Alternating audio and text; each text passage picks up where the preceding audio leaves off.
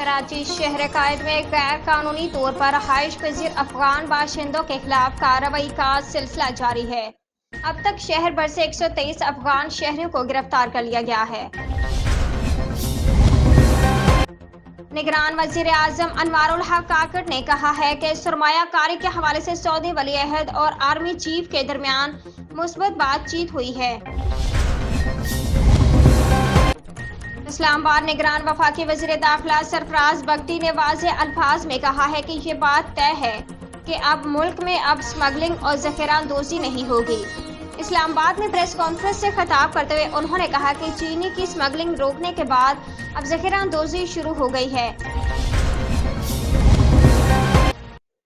हैदराबाद साबिक वजीर खारजा और chairman Pakistan Peoples Party Bilawal Bhutto Zardari का कहना है कि इत्तेहादियों से कहा था डरोगे तो मरोगे।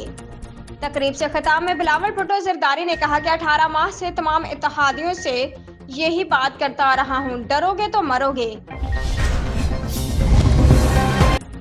रावलपिंडी खैबर पख्तूनख्वा के इलाके चित्राल में सिक्योरिटी फोर्सेस ने झड़प के दौरान 7 दहशतगर्दों को हलाक कर दिया।